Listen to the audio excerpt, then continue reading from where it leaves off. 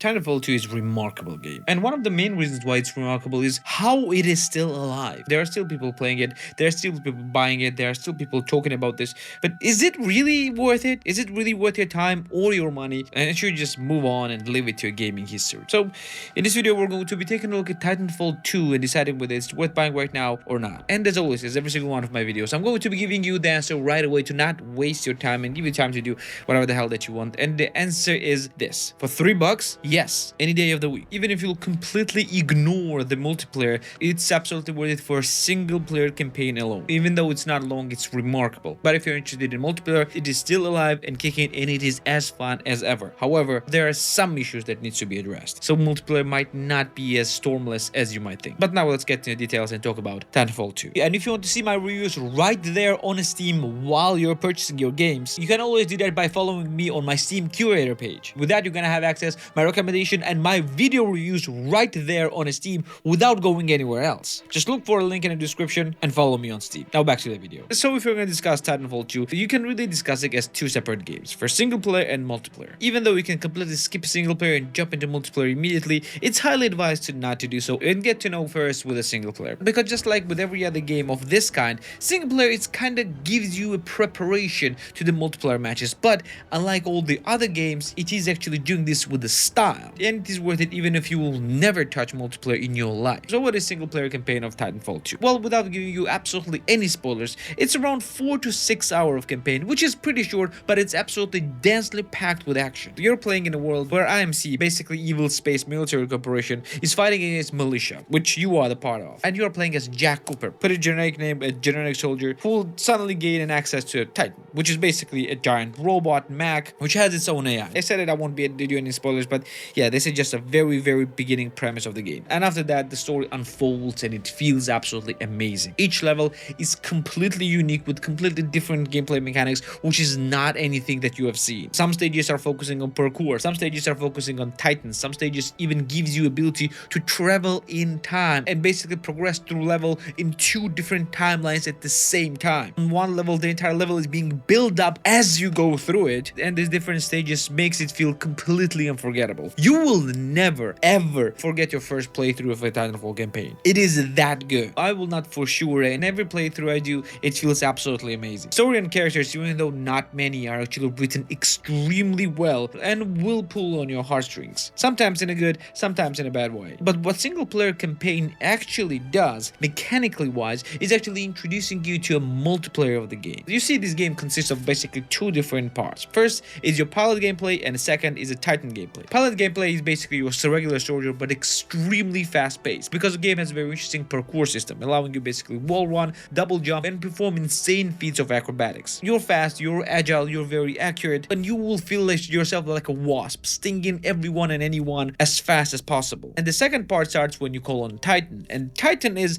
well, completely different and opposite to a pilot gameplay. In Titan, you feel robust and powerful. You're basically playing as a giant version of a human, which deals insanely high damage and very slow, very methodical, and basically human tank. And what's interesting, game is actually introducing you to different Titan classes. In the single player, you do this by changing different loadouts, allowing you to focus on melee build, or focusing on things like flamethrower, or something like a Gatling gun, or sniper rifles, basically allowing you to play and mix and match with different Titan classes. In a multiplayer, each loadout has own separate Titan class, but in a single player, you basically switch them up as you progress to different stages. And a single player is absolutely worth it, and I highly recommend to get this game, if for nothing else, only for a single player. But where the game actually truly opens up is in its multiplayer, and the multiplayer is absolutely insane. This is one of the most fast-paced and one of the most chaotic and one of the most memorable and spectacular single players. By spectacular, I mean that it's a huge spectacle that you've ever seen. Gameplay-wise, you have multiple different game modes, but your main one will be attrition. Basically, kind of like a team deathmatch where you play against other pilots and Titans, and also against AI as well. There will be soldiers running around that you can kill for score and XP, and the gameplay loop is like this. You all start with pilots, and you fight and progress in order to gain as much XP as possible in order to call on Titan. When some of the players will call on Titan, it will become pilots against Titans gameplay,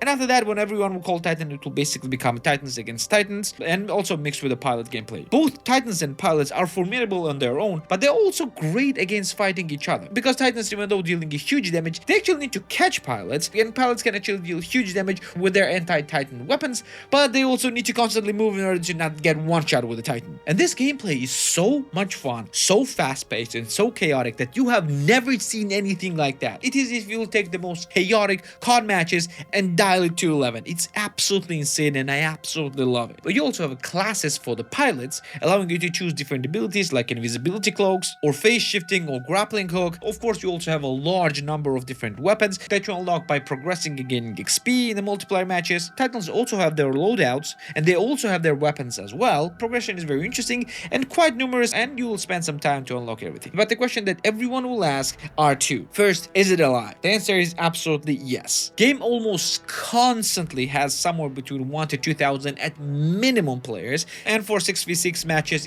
it's absolutely more than enough to keep you busy. And the second question probably is whether it is beginner friendly, and that's where the issue actually starts. You see, most people who stock up with the game were actually playing this game constantly and are becoming really good. And for the most newer players, they will get completely steamrolled because time to kill here is extremely low, skill ceiling is extremely high. It will be very easy to die from those experienced players over and over again, and it will take some time until you actually learn how to fight against them. Yeah, and yes, you can actually eventually learn that. And only saving grace and only time where you will not feel like that is when you get into multiplayer matches while the big sales are going on. That's where the most new players are coming in, and that's where you actually have a chance to enjoy and to actually learn game both at the same time. Otherwise, prepare to get steamrolled over and over again. But of course, the main question is monetary. Is it actually worth it, the price that they are asking? Now, price-wise, it's a full $30 game, and nobody will pay $30 for this one because it's just way too old. But on a sale, you can actually get it as low as just $3. So the question is whether it's worth it for just $3 is kind of not very smart. It is worth it. It's always worth it for this price. Only if you're gonna play single player and only if you're gonna play multiplayer for just 3 hours. That's it. It's absolutely worth it for this price. And if you're thinking about that, just take a leap of faith. It is worth just to try and just to complete the campaign. And if you'll complete just a campaign, you will get your money's worth and far more. Not even talking about multiplayer. So yes, absolutely worth it. Go and get it. Just be mindful of what is happening in a multiplayer with experienced players, and just have a little bit of patience, and you'll have so